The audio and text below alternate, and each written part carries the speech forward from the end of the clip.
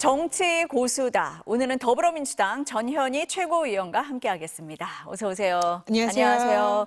민주당 경선 얘기부터 해보겠습니다. 네. 이재명 전 대표가 대선 후보로 확정이 됐습니다. 최종 득표율이 89.77. 어떻게 보고 계십니까? 네, 그만큼 민주당과 국민의 정권 교체에 대한 열망이 반영된 결과다. 매우 간절하게 정권 교체를 바라고 있다. 이런 생각이 들었습니다. 어제 일산 킨텍스에서 정말 많은 분들이 함께 하셨고요. 그리고 보통 연설이 끝나면 다 기가를 하시는데 어제는 끝까지 남아서 후보의 수락 연설까지 정말 많은 분들이 열광적으로 지지를 하면서 지켜보셨어요. 그래서 분위기가 너무 뜨거웠는데 그만큼 우리 국민들께서 이 정권 교체를 정말 절박하게 바라고 있구나, 그런 느낌을 받았습니다.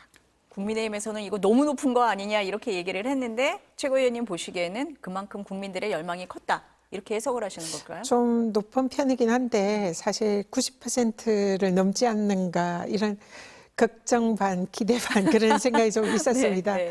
다행인지 모르겠는데요. 어쨌든 90%는 넘지 않았고 89.77%라는 정말 사상률이 없는 압도적인 지지로 후보가 됐습니다. 김동연 후보와 김경수 후보는 혹시 좀 실망하거나 하시지 않으셨어요? 어떠셨어요? 그분들 이미 네. 예측을 하신 것 같고요. 네. 중간에 너무한 거 아니냐, 한 후보가 이렇게 독식할 수 있냐, 이런 이제 약간 부러움 섞인 네. 그런 말씀들도 하셨지만 후보들끼리는 굉장히 현장에서도 그렇고 굉장히 분위기가 좋았고요. 화기애애했습니다. 그리고 또 경선이 끝난 이후에는 내 선거처럼 우리 후보의 당선을 위해서 뛰겠다, 두 분 다 이런 식으로 말씀을 하셨고, 기존의 경선에서 이 경선을 하다가 나가면은 이제 좀 약간은 그 후보를 지지하지 않는 그런 분위기도 있었는데요. 이번에는 정말 그런 일 없이 후보들 세 분이 모두 힘을 모아서 정권 교체의 한 팀이 될 것이다, 이런 분위기인 것 같습니다. 이재명 후보가 통합을 강조하셨던데 후보들 간의 통합 이것도 이루어졌다, 이렇게 이해하면 될까요? 네, 경선하는 도중에 네. 이미 그런 이제 분위기는 있었고요. 이 후보들끼리 서로 네거티브를 하지 않고 선의의 긍정적인 방향에서의 정책 경쟁을 했잖아요. 그리고 서로 후보들이 내가 후보가 된다면 상대방 후보의 정책 공약을 다 실천을 하겠다. 그래서 사실상 정책적으로도 한 팀이 됐었고, 또 경선 끝나고 난 뒤 이후에도 이제 한 팀으로 자기 선거처럼 뛰겠다는 이런 분위기여서 당내 통합은 이미 경선 과정에서 이루어졌고, 그리고 앞으로 이제 외부의 통합 이 과정이 남았다, 그런 생각을 합니다. 첫 일정이 국립현충원 참배였더라고요. 화면에 네. 보니까 최고위원님도 같이 가셨던 것 같은데요. 이승만 전 대통령, 박정희 전 대통령, 묘역도 다 참배를 했습니다. 어떻게 이해하면 될까요? 어제 그 경선이 끝나고 난 뒤에 지도부 회의가 열렸었는데요. 이제 여러 가지 선대위 구성과 더불어서 오늘 이제 첫 일정을 어떻게 할 것인가, 이런 논의가 있었는데요. 많은 분들이 거의 이구동성으로 지금은 가장 중요한 것은 통합이다.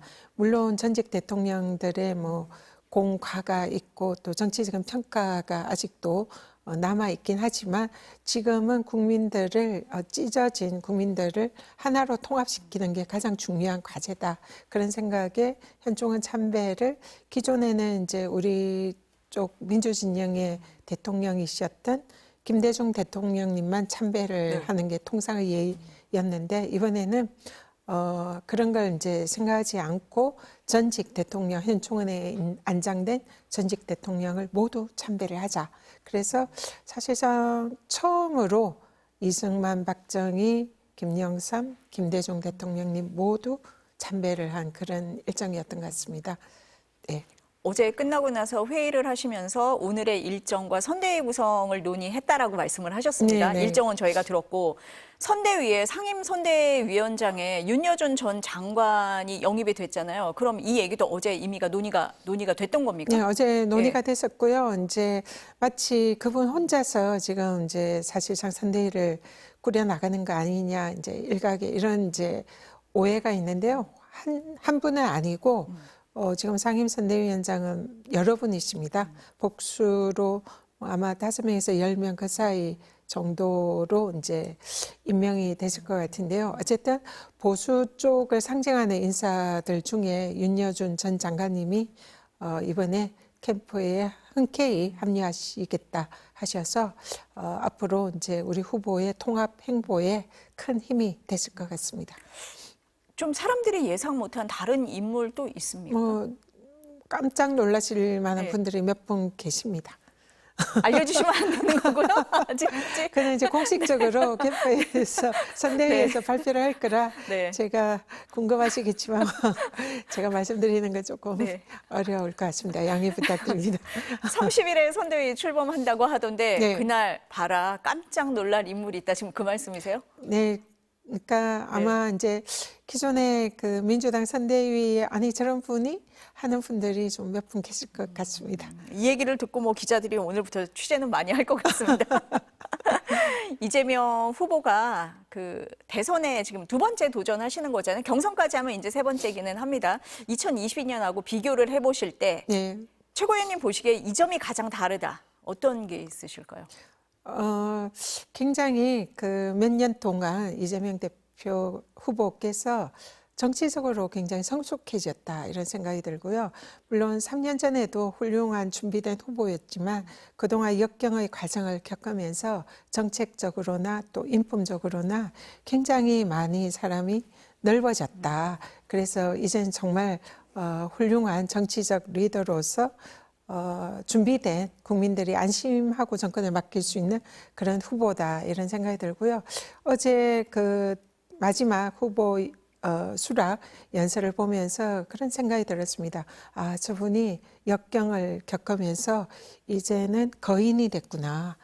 그런 느낌이 들었습니다. 그래서 정말 준비된 대통령 후보고 만약 대통령이 되신다면 이 그동안 준비된 모든 역량을 다 발휘를 해서 우리 대한민국을 국민들을 특히 행복하게 만드실 것 같다. 그런 생각이 듭니다. 오늘 오후 일정 보니까 SK 하이닉스 방문이더라고요. 네. 어제 회의에서 이 부분도 다 염두에 두고서는 결정을 하신 겁니까? 어떤 의도일까요? 일단은 네. 그 후보께서 제일 처음 이제 방문을 했던 곳이 AI 관련된 산업체였고요. 이번에는 이제 반도체 기업을 방문을 하는데요. 일단은 대통령이 된다면 가장 중요한 것이 지금 국민들이 먹고 사는 문제를 해결하는 거 아닙니까? 경제 회복이 가장 우선순위이고 그 부분에 있어서 앞으로 대한민국의 성장 동력을 AI와 반도체에 중점을 두고 있는 지금 행보입니다. 그래서 오늘 이제 반도체 산업의 이제 중심지를 사업체를 방문을 오후에 하시는데요. 앞으로 이 반도체 특별법 제정을 민주당에서 뒷받침을 할 것이고 그리고 반도체 산업을 지원하는 여러 가지 정책을 앞으로 하게 될 겁니다. 그리고 반도체가 뭐 전력 공급 이런 것도 굉장히 중요한데 그런 것을 이제 아리백 이런 그 신재생 에너지를 통해서 안정적인 전력 공급을 해서 반도체가 지금 우리나라 수출의 거의 한 20% 가까이 차지한다고 알고 있는데요. 거기에 대해서 앞으로 우리나라의 신성장 동력으로 국가에서 적극적으로 지원하겠다. 그런 의지를 보인 행보다 이렇게 보시면 될 것 같습니다. 이제 경선은 끝났고 이제 본선이잖아요. 본선의 변수가 뭐 있을까 이렇게 얘기를 할 때 일각에서 그 대법원에서 진행 중인 그 선거법 위반 사건 상고심 얘기를 해요. 이례적으로 속도가 빠른 거 아니냐라는 얘기를 하고 있는데 법조인이시니까요. 이 점은 어떻게 보고 계십니까? 일단 먼저 이 선거법 사건은 사실은 기소해서는 안 되는, 기소감도 안 되는 그런 사안이었다 생각합니다. 이 사실상 뭐 아무개를 개인적으로 몰랐다 이런 사안을 선거법 위반으로 그것도 유력한 대권 주자인 야당 대표를 기소하는 것은 전례 없는 일이고요. 기소권 남용이다 이런 생각이 들고요. 무죄가 나오는 것은 너무나 당연했다 이렇게 생각을 합니다. 그리고 2심에서 무죄 판결도 기존의 대법원 판결을 차용을 해서 대법원 판결에 따른 매우 교과서적인 그런 판결이었고, 그래서 대법원에서 이 결론을 뒤집는 것은 그동안 자신들이 했던 판례를 뒤집는 것과 똑같기 때문에 사실상 무죄를 유죄로 바꾸는 결정을 하는 것은 사실상 매우 어렵다, 그렇게 생각을 하고요. 그럼에도 불구하고 대법원에서 이걸 전원합의체에 회부를 하고 이례적으로 속도전을 하는 것은 사실상 무죄 법리에 충실한 이 항소심 판결에 대해서 대법원에서 만약에 대선 전에 판결을 한다면 이것은 상고 기각, 그러니까 무죄를 확정하는 판결이 일 가능성이 매우 높다 생각하고요.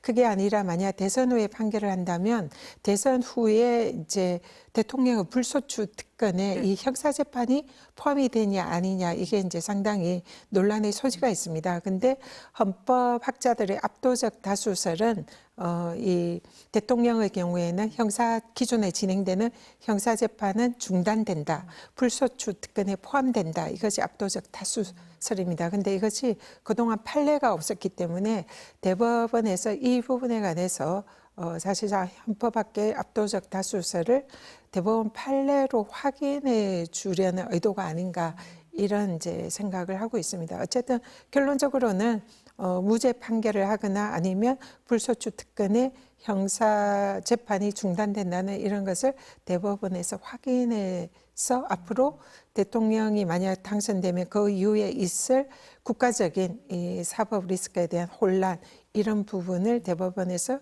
종결시키지 않을까, 이런 기대를 하고 있습니다. 그러니까 최고 의원님 보시기에는 유력 후보기 때문에 대법원에서도 혼란이나 논란을 없애기 위해서 속도를 내는 거다라고 일단은 보고 계시다, 이렇게 일단 이제 이해하면 그런 될까요? 쪽으로 긍정적으로 선회를 하고 있는데, 만에 하나 대법원이 정치적으로 개입하고 또 일각에서 국민의힘이나 이런 쪽에서 얘기하는 파기 자판이라든지 사실상 저희들이 기대하는 것과 다른 그런 움직임이 있다면 저희들이 계속 경각심을 가지고 지켜보겠습니다. 일단 요 사안은 좀 보겠다, 이런 입장이신 것 같습니다. 민주당 후보가 결정이 됐고요. 국민의힘은 아직 결정이 안 됐습니다. 내일 2차 경선 결과 발표하잖아요. 누가 올라갈 것 같으세요? 지금 네. 뭐 사실 국민의힘 경선을 보면 매우 한심하다, 마치 봉숭아 학당을 보는 것 같다, 그런 생각이 들고요. 이 대통령으로서 국가 경영을 위한 비전이라든지 정책이라든지 이런 것보다는 서로 상대방을 헐뜯고 이 깎아내리는 그런 네거티브, 그런 이제 경선을 하고 있어서 국민들의 눈살을 찌푸리게 하고 있는 것 같습니다. 그래서 가장 마카마카로 누가 이 두 명이 될지 그게 사실 예측하기가 좀 어려운 상황인데요. 그래도 그동안 이제 여론조사들 뭐 이런 걸 보면 뭐 개인적으로는 한동훈 후보와 홍준표 후보가 그나마 가능성이 높지 않을까, 이런 생각을 하고 있습니다. 근데 국민의힘 경선이 당초에 뭐 많이 나와서 흥행이 될 거다라고 했지만 관심이 많이 떨어져 있어요. 그 이유가 한덕수 권한대행에게 뉴스의 중심이 가 있기 때문이거든요. 출마할 거냐 말 거냐 그 얘기가 계속 나오고 있고, 뭐 한 언론이 조금 전에 보도를 했다고 하는데 확인은 더 해봐야 됩니다. 그런데 5월 1일에 사퇴하고 5월 2일에 출마 선언할 거다, 뭐 측근을 이용해서 이런 얘기 인용을 해서 이런 얘기가 나오고 있거든요. 어떻게 보세요, 최고 의원님은? 한덕수 대행이 그동안 계속 이른바 간보기, 그래서 대선에 나올까 말까 이런 이제 행세를 보였는데요. 사실상 이제 한덕수 대행이 대선에 출마하는 것은 노욕의 난가병이다, 이렇게 생각을 합니다. 지금 대선 관리를 해야 할 분이 왜 심판이 선수로 뛰려고 하는 겁니까? 그러면은 이 공정한 대선 관리는 누가 도대체 해야 되는지 너무나 무책임한 행보다, 이렇게 먼저 지적을 할 수밖에 없고요. 그리고 미국과의 중요한 통상 협상을 지금 앞두고 있는데, 이 통상협상을 자신의 대선 운동에 사실상 그 볼모로 제물로 삼고 있는 거 아닌가, 이런 의심을 지울 수가 없습니다. 그럼에도 불구하고 한덕수 대행이 출마를 한다면 뭐 그는 개인의 자유니까 막을 수는 없겠지만 국민들의 실망이나 분노가 매우 클 것이다 생각하고요. 지금은 지지율이 뭐 사실 그렇게 높지도 않습니다. 뭐 국민의힘 후보들에 비해서도 딱히 뭐 매우 뛰어나다, 이렇게 볼 수 없는 상황인데요. 만약에 무책임하게 이 권한대행의 직을 던지고 대선판에 뛰어든다면 아마 지지율은 더 떨어지지 않을까 이렇게 생각이 들고요. 지금 국민의힘 쪽에서 노리는 것은 한덕수 대행과 국민의힘 후보가 마지막으로 이제 단일화를 해서 좀 더 시너지 효과를 내서 지지율을 높여보자 그런 속셈인 것 같은데요. 사실상 어렵다 봅니다. 그럼에도 불구하고 이번에 뭐 국무총리실 비서실장이나 이제 중요 그 보좌진들이 사표를 냈다고 네. 하니까 이거는 출마를 위한 수순이다 이렇게 보이고요. 그래서 아마 곧 출마 선언을 임박하지 않았나 이렇게는 보입니다. 최고위님 보시기에는 어쨌든 지금 흐름으로 봐서는 나올 거는 같다. 네, 이렇게 보시는 거네요. 네. 나와도 그렇게 그쪽에서 말하는 시너지 효과랑 이런 것은 사실상 얻기 힘들지 않을까 이렇게 보입니다. 국민의힘 측에서는 지금 이재명 후보가 굉장히 막강하잖아요. 압도적인 지지율이기 때문에 반 이재명 연대 얘기를 계속하고 있거든요. 실현 가능성 어떻게 보세요? 지금 그러니까 기존에 이제 우리 민주당 쪽의 인사들 일부랑 그다음에 이제 이준석 네. 개혁신당 그리고 한덕수 대행 뭐 이렇게 이제 뭉쳐서 일차적으로 뭐 단일화를 하고 또 국민의힘 쪽이랑 단일화해서 반 이재명 연대 이제 그걸 개헌 연대로 포장을 해서 그렇게 할 것 같은데요.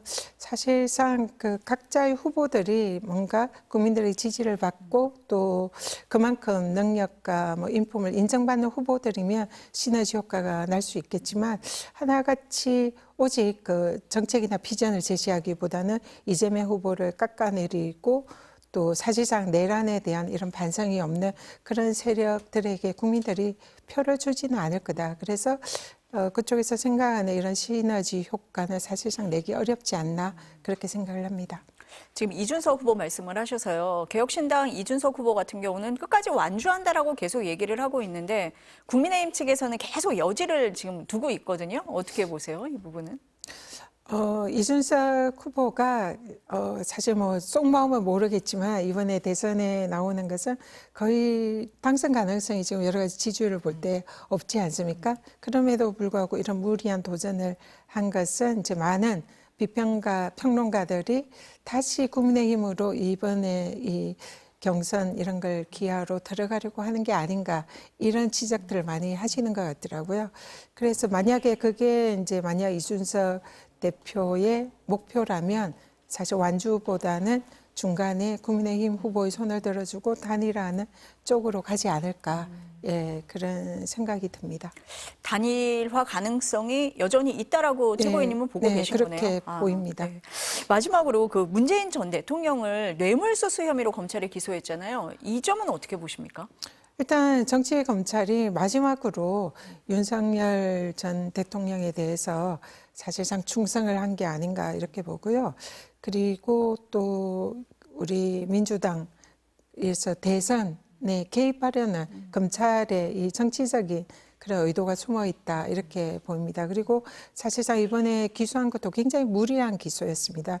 문재인 전 대통령의 그 의견서를 주고도 답변도 받지 않은 채 기소를 했고 또 그 내용도 사실상 자녀에게 생활비 쪽으로 줬던 그런 비용을 뇌물로 기소한 사실은 그 찾아보기 힘든 그런 희한한 그런 기소였거든요. 사실 그걸 액면 그대로 검찰의 기소를 받아들인다면 자녀들에게 공직자가 자녀들에게 생활비를 주는 것은 앞으로 뇌물죄의 가능성이 매우 높다 이렇게 이제 걱정을 해야 되는 그런 사안이 되는 얼토당토 않는 그런 법리적으로도 매우 문제가 있는 그런 기소라고 봅니다. 그래서 이거는 정치 검찰이 사실상 굉장히 어리석게도 이재명 대표에 대한 그동안의 정치적인 탄압 또 민주당 인사에 대한 탄압, 전 정권 인사에 대한 탄압을 해왔던 그 활용점정을 찍는 그런 기소였고 또 사실상 기소권 남용이다 이렇게 보고요. 이 부분에 대해서는 뭐 사실상 검찰 개혁을 검찰 스스로가 방아쇠를 당긴 게 아닌가 이렇게 보고 있습니다.